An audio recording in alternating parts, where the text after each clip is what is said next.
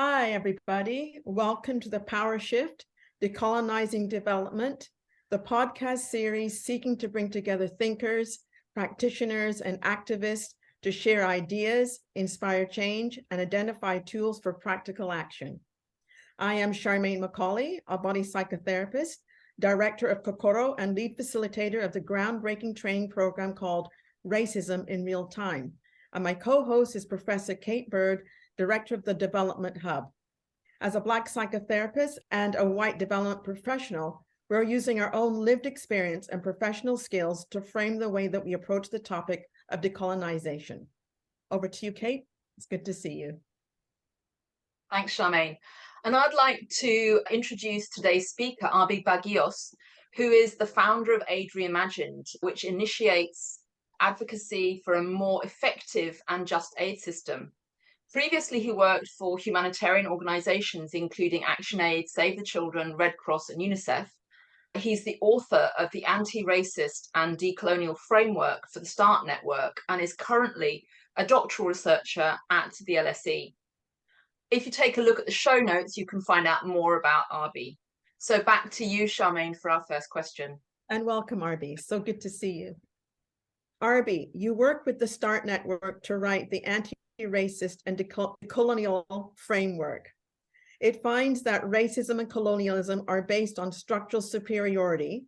In other words, white people consider themselves to be culturally superior to BIPOC folk. When people work internationally, this can be overlaid by white people from the global north generally, using power over to ensure that their priorities, ideas, and actions are dominant.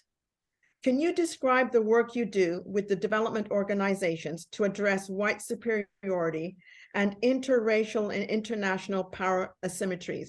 I know it's quite wordy, but I hope you're getting what I'm asking you. Yeah, no, thank you very much, Charmaine. And thank you very much, both of you, for having me in your podcast. Yes, so I work with organizations in tackling racism and coloniality in a systemic level, in a structural level. We often hear people say that racism or coloniality is a systemic or structural issue, but we rarely, from my experience at least, I rarely see it being tackled as such. A lot of popular ways of dealing with racism and coloniality are kind of like in bias training or awareness raising and recognition. And while these are important things, I think it still misses kind of like the systemic issue of these problems. And so what do I mean by system? So somebody once told me that an organization can have 0 people who are racist or have a colonial attitude, and that organization can still have a racist and colonial outcome. And I think that speaks to how racism and coloniality is a systemic and structural issue. And so I work with organizations in helping them recognize how they can produce racist and colonial outcomes through their systems. And what I mean by this is a lot of organizations do processes, practices, bureaucratic procedures that may, from a first glance, seem harmless, and that some of these processes and procedures are actually there for the right reasons. But because international organizations are entangled in their own society with a context, a history of racism and coloniality, then these seemingly harmless bureaucratic processes can be experienced as racist and colonial. As simple as, for example, funding mechanisms within international organizations, project management systems, hiring practices that, from one glance, it makes sense because of things like benchmarking, etc., salary systems. So these things that may seem harmless and are there for the right reasons can, in fact, be experienced as racist and colonial. Thank you. I think just adding to that, I think what you've done I watched your video on ethical encounters in aid, and I think that's where you really focus on 4 guidelines that you've conceived of, I believe, to have better outcomes for the recipients of aid. I'm just going to read them. The first one you have is tremble in our ignorance, live with contradiction, be a plumber, and enjoy pluriverse. And the one that really struck me a lot was live with contradictions. Now, as a psychotherapist, one of the things I help my clients with is the level of anxiety. And when things don't go smoothly or direct, and they have to learn how to live with contradiction, it is really high anxiety provoking. So I'm really interested in how you then take the thing of contradictions, because tend to be in the Western world, we don't like ambivalence, which is contradictions. We like things to be sure, which I think you talked about. We like things to be goal-oriented, focus, 1 and 1 always equals 2. So I'm wondering how you work with people who generally don't like contradictions and really want a surefire aim that we're going to have a success. I think this is really interesting, especially from a psychology perspective, right? So this really comes from a number of things, this insight. Firstly, within the aid sector, in the process of reforming the aid sector, there are people who believe in different kinds of things. There are people who believe in reform, so working to change the system within the system, or people who believe in, for the lack of a better term, revolution. So burn down the house and just start everything from scratch, no international involvement whatsoever, etc. Then there are these identities, these binaries that, separate people from international versus local, or a white person versus person of color. And I think these sharp distinctions can be helpful in some contexts, but ultimately, I'm a believer that we need all these things, right? All of the things we do, and even us as individuals, we have some elements that are maybe more reform-oriented and some elements that are more revolutionary. I'm someone who is from the global south. I was born and raised in the Philippines, but I have spent half of my life now in the UK. And so I see myself as someone who is in between the global north and the global south. And so our identities are complex and sometimes contradicting, right? An experience that I can share is I was working with this philanthropy foundation who gets most of their funding from a corporate entity whose past has a tie to the colonial enterprise. So it's a British historic corporate entity that in the past was involved in the colonial enterprise, and then they got a lot of money out of that. And then now some of that money is being invested in philanthropy. And they're working with activists in the global south. And the way that they work with these activists is actually, to be fair, quite radical. They provide unrestricted funding, and they fund causes that normally wouldn't get funding from any other sources, especially institutional donors or governments. And so I ask the activists that they're working with, what do you think? What's your own reflection, given that the philanthropy that you're dealing with has ties to the colonial past? And they said, we've learned to embrace this contradiction. We've learned that this tension, this contradiction can be harnessed in order to do something radical and something good. And finally, at the same time, like in this social justice space, I think there is a tendency recently for purity. People should always be morally pure, not doing any wrong thing. And especially online, there can be a sort of like witch hunt for people who may have done something that isn't pure in their past, or may have some outlying opinion that needs to be corrected. And so people say this is cancel culture, although I don't entirely believe that as well, but that's for another topic. But I guess this insight of embracing contradiction also pushes back a little bit on this search for purity amongst progressive people in the cause of racial justice and social justice more broadly, because no one's perfect. We all have the complexities even within us. And so this is what I mean to say when we really need to embrace our contradictions. So just giving that, when you introduce that kind of concept, contradictions, can you talk about some of the emotional, perhaps, response when you say that? I'm just looking at from a psychotherapeutic point. And that feels very difficult for a lot of people with the level of anxiety now that you're going to be getting in the room.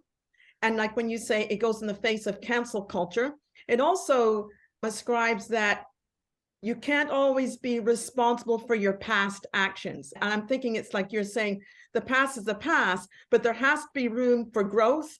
There has to be room for doing something better. There has to be room for the good of the people, where perhaps in the past it wasn't there. But how do you actually deal with that when you're telling people it's okay? How do you calm them down? Yeah, so whenever I work with organizations, I think an important aspect that I always do at the very beginning is to try to set a constructive, a respectful, and a safe tone, right? It's about the tone and it's about the way that the message is delivered.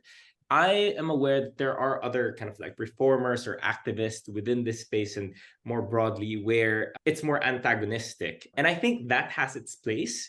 Definitely. And I respect people who are so passionate and fiery when they advocate for social justice and racial justice. But for me, my style personally is to work with people and to identify and to determine shared values and shared goals. So I often go to organizations, or even when I give a talk, I start out with what I call good faith principles. And I believe other people within this space also use them. Good faith principles, where I usually say, this is a safe and brave space. We are in this conversation. We are doing this work because we trust one another and we are common citizens of the aid sector or common citizens of the organization where we have shared goals. We all want the aid sector to be better. And so with that understanding, by setting that tone, then I'm hoping at least to get everyone on board and like lower down the defenses so then we can really get to the deep work that's necessary. Thank you. I wonder if you could expand on something that you've said in your framework for anti-racism and decolonisation. You describe individuals as the seed, organisational culture as the soil, and norms in the sector as the weather.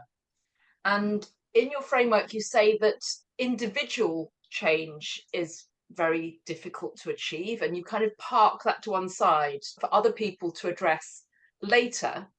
But you say that also individuals can be nudged to change by their organisation, and you identify norms in the sector as being beyond the scope of your work. So you zero in on organisational culture as the work that you're going to focus on.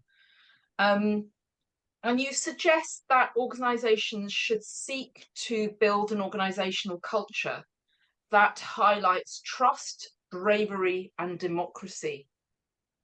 And I wonder if you can expand on that and tell us a little bit about how you think that those pillars of progressive organisations can be achieved. Yes. So firstly, I think I'm going to say that I recognize that this work, racial justice work, social justice work within the aid sector and beyond, is an ecosystem.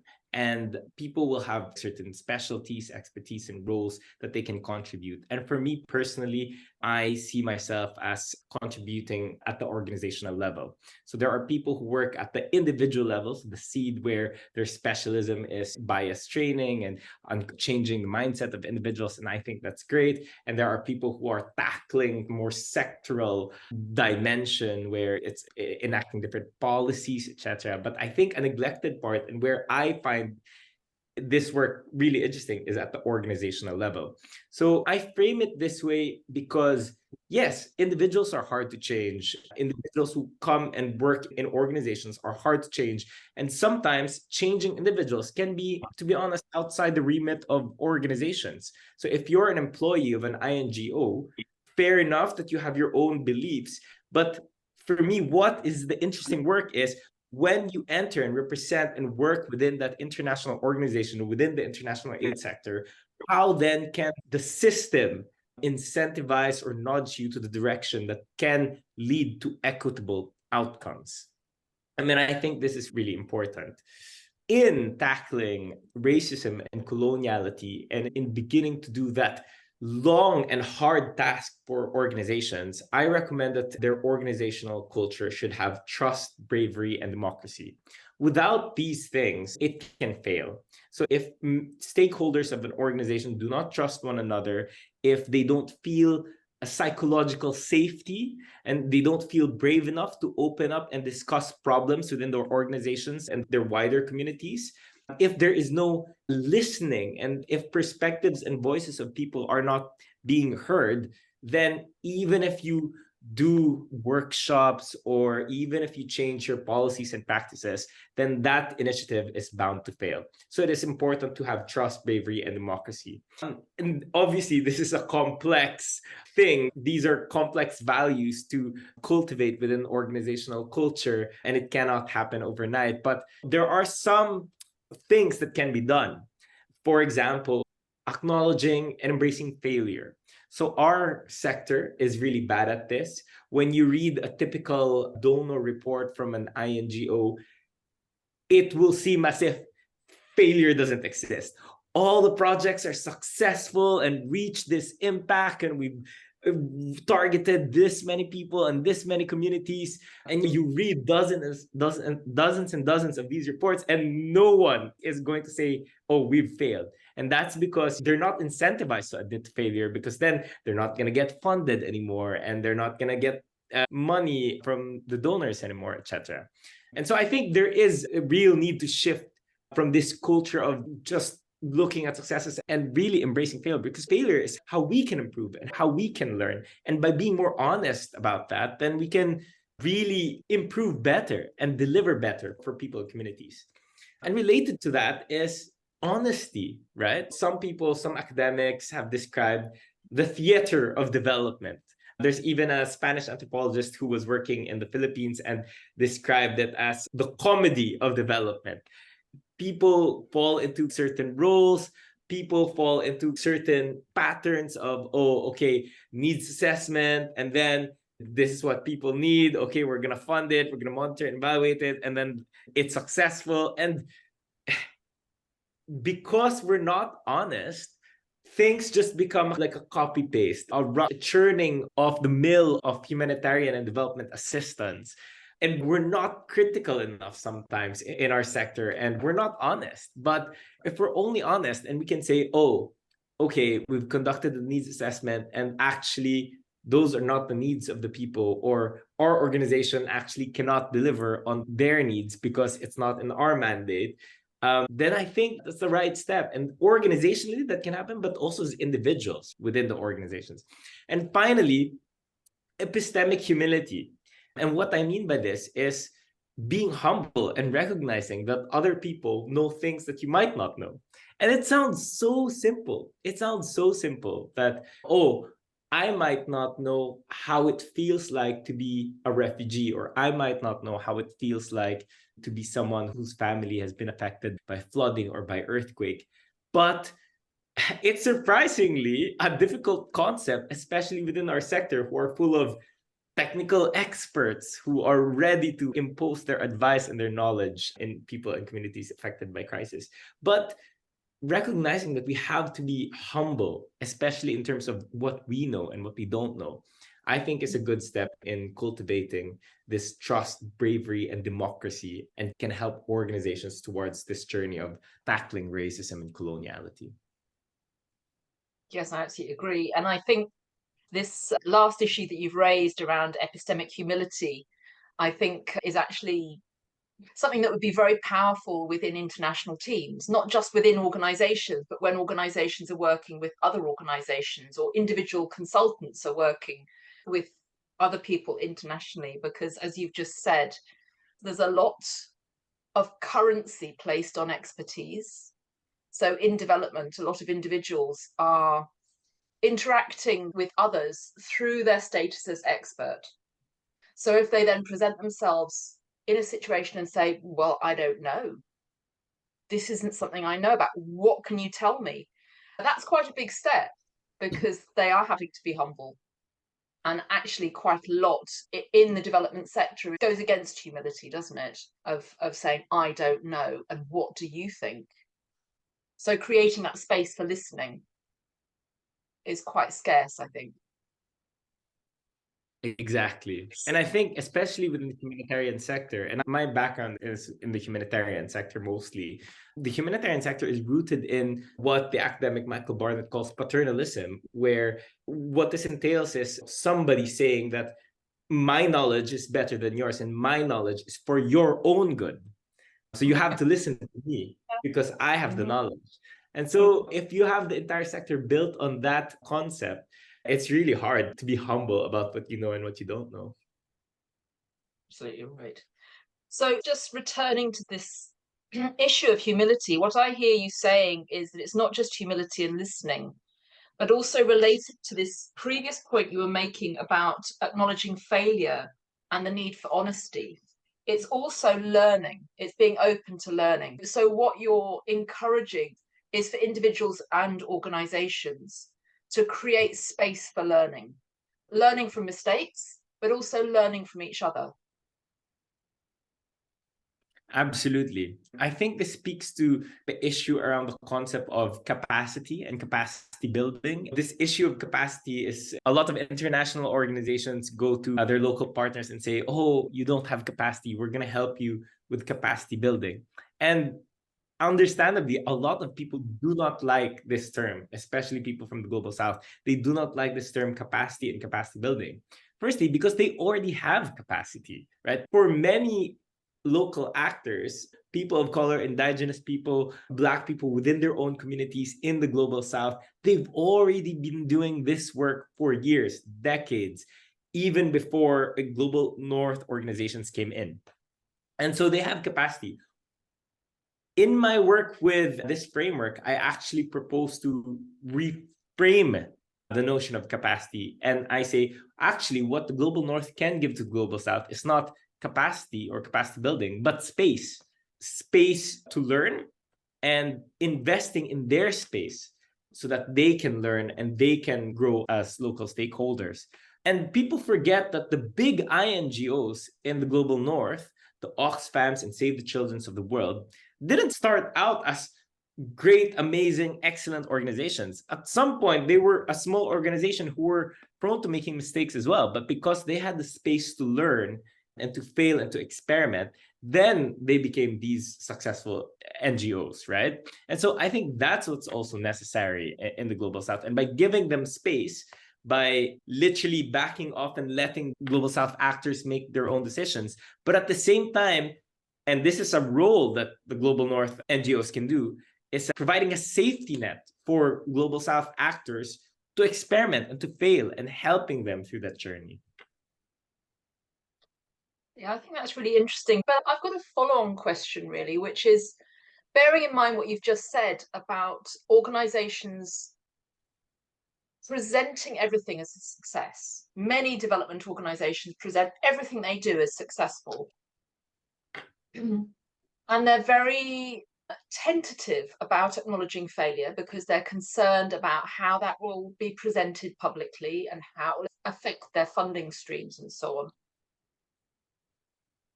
I think that actually cuts across this issue of capacity, because do they actually have the capacity that they're presenting themselves to have? Because there's a lot of smoke and mirrors going on, isn't there? There's a lot of, I know what I know because I'm telling you what I know, versus the humility and the lesson learning and the self-reflection of, well, what could we have done better and what have we learned from this experience and so on. So that's part of it. I think part of the capacity that I have developed over the years that I've worked in development is how to present myself in public. And it's that thing of stepping into the role of being an expert.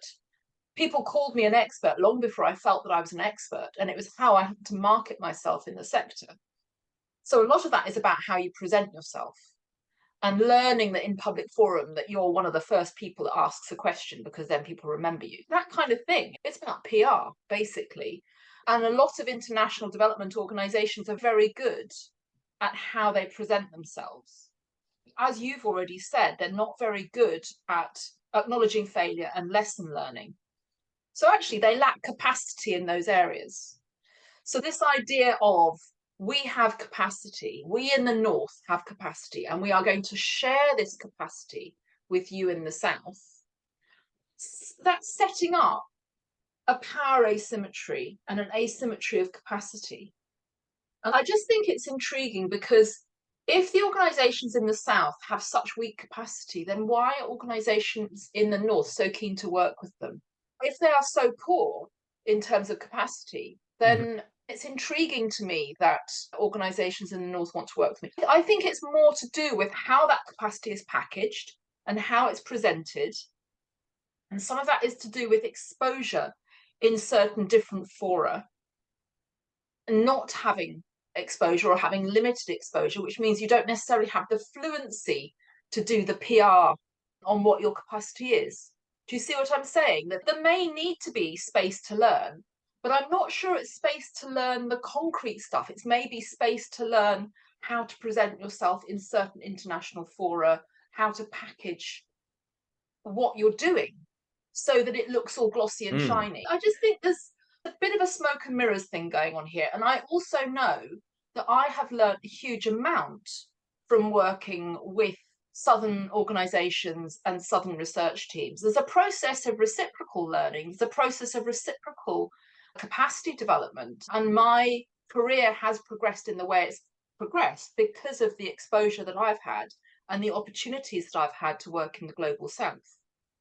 So I just think that perhaps the humility that you've talked about isn't just epistemic humility. It goes beyond that to having humility, being humble about where our capacity has come from, where it has grown. And when I say us, I mean me, where my capacity has come from. It has come from working in international teams and learning on the job.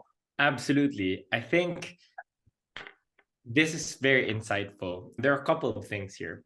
Firstly, in terms of some individual capacity, right? I've spoken to a lot of Global South and local aid actors and stakeholders. And something that has come up in our conversation is when they're in meetings, in cluster meetings or coordination fora, they sometimes hesitate to speak up because they don't feel confident enough in these spaces. Especially when the meeting, for example, is conducted in English, which is not their first language. But even if the meeting is in their own country, it's still in English because you have to accommodate to international NGOs and international staff. They're not using the right terminologies and words, etc. And I think people need to frame themselves as experts of their own work, especially Global South actors. I think there's a barrier of them being confident enough to present their own work because of the organizational culture, the culture within the aid system, which prevents their confidence. And so interestingly, I've read this study that they've conducted during COVID, where in the Pacific Islands, a lot of international staff had to leave and international staff couldn't come in because of COVID. This was in the early days of COVID. And so a lot of local actors stepped up and they were holding their own meetings. They were chairing their own meetings in their own language, within their own culture, in their own way. And they really said, oh, we've noticed such a big difference. We're able to speak up in these meetings. And this is how their expertise can get recognized. So that's at an individual level. But at the same time, you talk about this kind of like PR machine of international NGOs. And this is so true. And I think international NGOs are digging their own graves, really, because what they do is with their fundraising and communications materials, especially when they release ad asking for donations for the general public, they simplify the story. They say, give us £5 and we'll save a life. Give us £10 and we'll buy this donkey that will change this family's livelihoods forever. Very simplified stories in which there is a white savior narrative. Aside from the fact that this does not respect the dignity of people who are affected by crisis or people living in marginalized communities, what this does is give a simplified story of aid to the general public. So the general public thinks, okay, aid must be easy. Solving poverty must be so easy. We just give money and it'll be solved. There is this thing on Twitter where Elon Musk said to the chief of WFP, if I give you money, you'll eliminate poverty or something like that, right? They had a Twitter feud or something. But then we know for a fact that money alone doesn't solve poverty. If it did, poverty and hunger would have been solved years ago. But poverty and hunger are political stuff that are complex to solve and takes not just money. But this simplified story, then so the members of the public have this story. And then the members of the public vote. They vote for politicians. And then the politicians, knowing that the public has a simplified story of development, then has these ridiculous platforms and policies. In the UK, some politicians at least say, oh, vote for me because I will remove aid from this country that is rich enough, or I will tackle corruption in aid or whatever. And then when you vote for these politicians and then they enact their own policy, okay, we're only gonna give aid to these countries and not to these countries, to these programs and not to these programs. And then the INGOs then wonder, oh, wow, we can't do these complex things that are more adaptive, that are learning, that are experimental, that are radical in terms of our programming because the policies of the donors are very narrow and very strict. Well, where did that policies come from? From the narratives that the INGOs themselves perpetuated, where they say, aid is simple, development is simple, humanitarian assistance is simple. Give £5 and you'll change someone's life. And we've been sold this story of development and humanitarianism, and I think this story needs to change. Yeah, I would thoroughly agree with you, but I think it's quite challenging in the current media context where everything's boiled down to sound bites, and if something doesn't fit into a tight soundbite, it gets ditched because it's too complex. So I think reintroducing a longer and more nuanced and more complex narrative about what makes sustained poverty escapes possible, what makes empowerment possible, what is needed to build deeply rooted democracy, all of those things, those are complex things. And if you actually look at how Britain's welfare state began, it took 80 years before the poor laws in Britain became a national wide programme, and then it took another 100 years before it turned into the welfare state. And international development has a 3-year window. Generally speaking, projects are a maximum of 3 years long, and you're supposed to deliver change within 3 years, even though in the UK it took at least 150.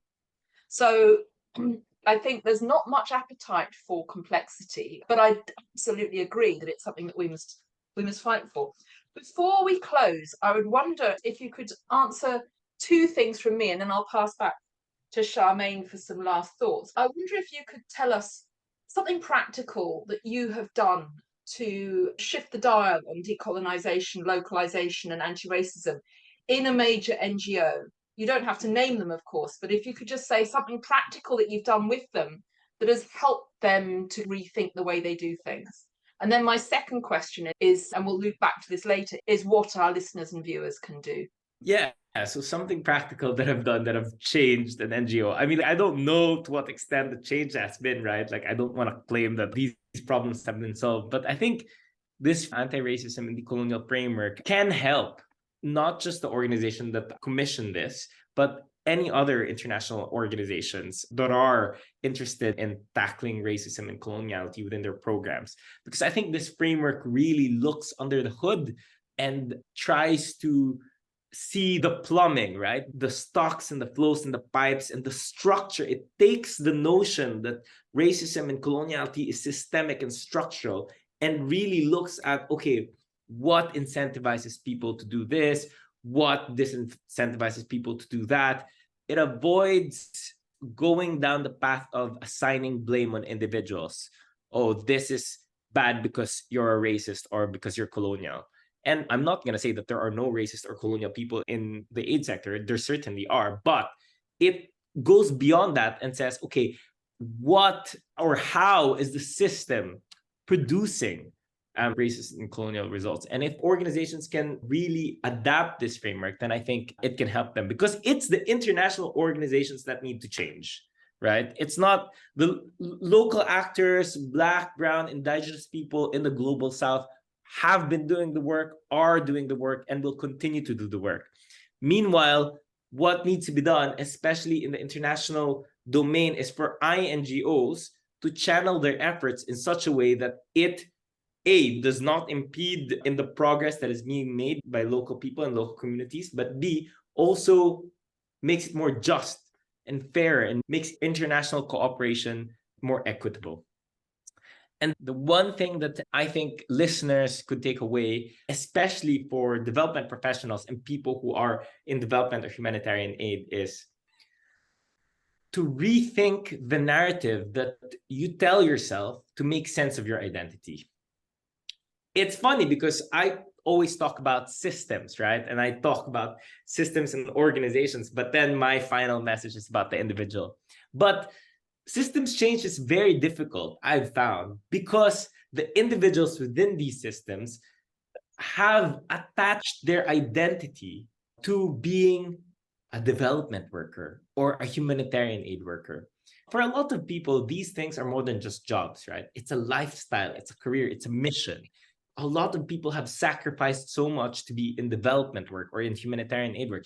Many of them have traded off more lucrative careers in the private sector, etc. A lot of them have lived in many places, maybe away from their loved ones and families. And so, rightly enough, especially for the older generations of development workers and humanitarians, it's so welded into their identity.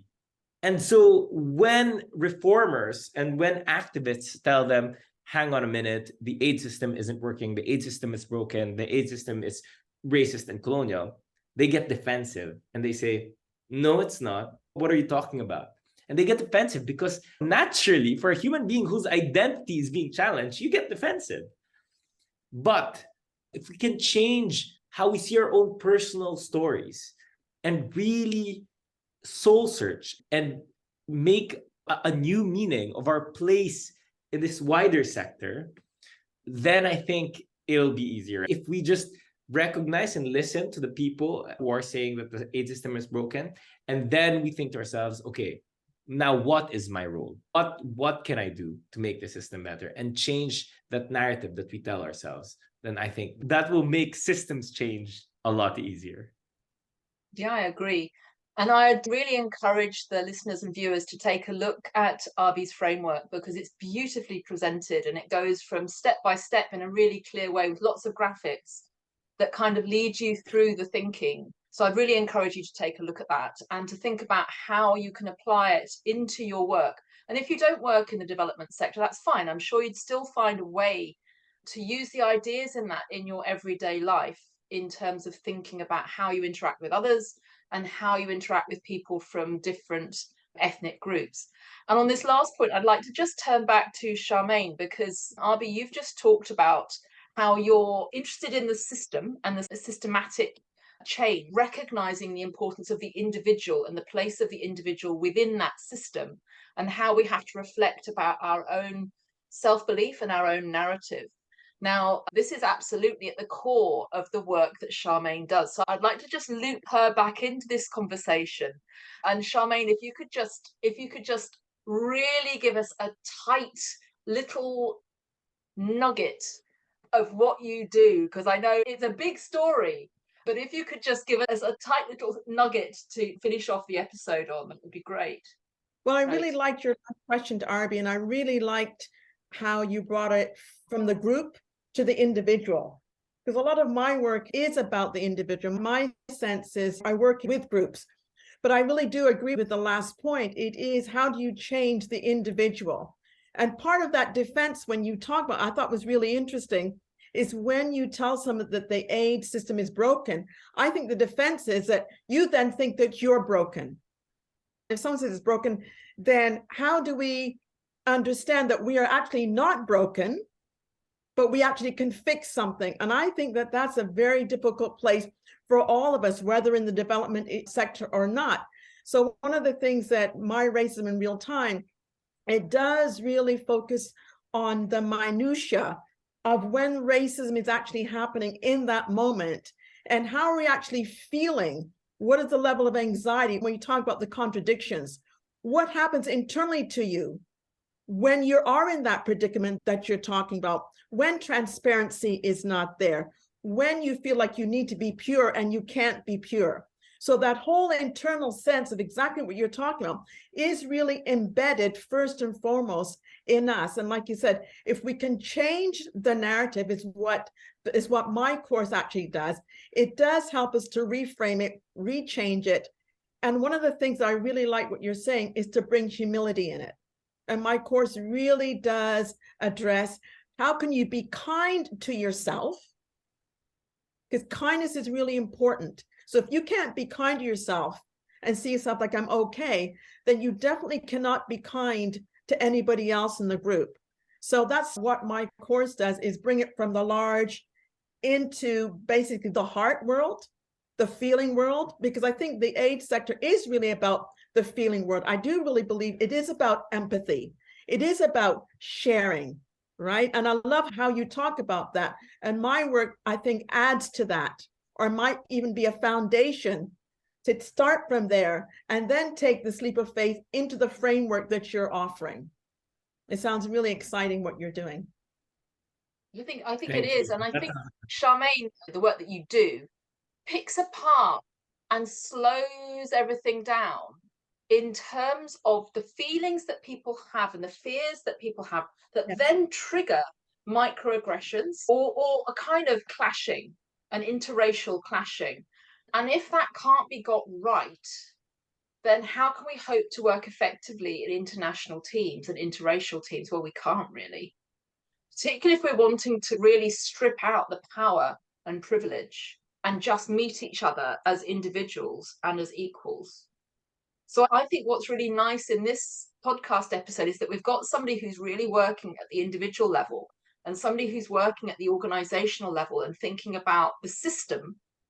And I think what's nice is that these can be brought together. So I think we've probably come to the end of our discussion for today.